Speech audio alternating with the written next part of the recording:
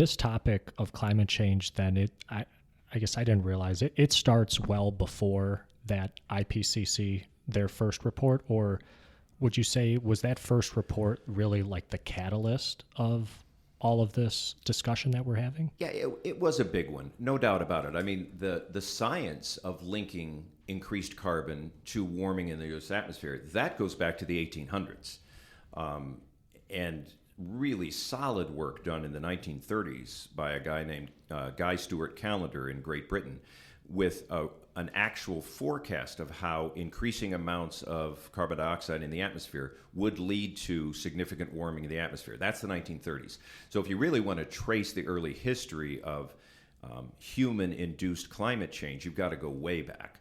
But when you're talking about global efforts on a coordinated basis to address what we were doing, it started with the IPCC, which is essentially produced by the United Nations. It's a division of the UN. And that is traced to the early 90s. In the 1980s, there was an increasing amount of science research work being published in a number of countries, developed countries, that was showing that we had an issue already and it was going to accelerate. But it was not until that first IPCC report in the early 1990s when, as a world body, there was consensus. At the first point, it was consensus that there was concern, there was reason to believe, the exact wording can easily be looked up, but that there was reason to believe that human activities were involved in the changes we were already seeing and could expect to see accelerate. With each passing IPCC report, the language and the scientific certainty of the link between human activity and global warming just got stronger. But it really did start in many ways with that early 90s first IPCC report.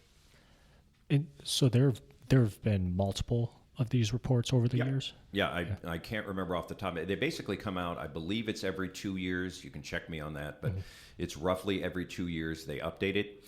And the latest science is incorporated into this consensus report, which is very difficult, both scientifically and diplomatically, to hash out. There's a tremendous amount of energy and work that goes into it, but it is updated on a regular basis every 2 or 3 years, and each report is different than the previous one. So when the first report comes out, is there a lot of attention about this in the public eye? Like, are people, like general public here in America, are they cognizant of the IPCC's findings or contents or the fact that a report even came out? I would say for the most part, no. They weren't. A lot of other things were going on around that time. And so, no, I don't think it got a tremendous amount of attention. But it is interesting to note that if you go back and look at things like public opinion regarding the concern about climate change or global warming, as it was more commonly known at the time, it has not been a steady state thing. There were time periods back into that time frame when there was actually less skepticism about the seriousness and the cause of climate change than there ended up being in the decades subsequent. I'm talking about the period in the 80s into the 90s. There was always some skepticism, but it was actually a smaller level of it in many groups, and it was much less politically polarized. It was much less partisan in terms of people's opinions than it became in some of the subsequent time. And you can go into a lot of reasons for that, and those are really issues of largely psychology and political science, and it's there of advocacy.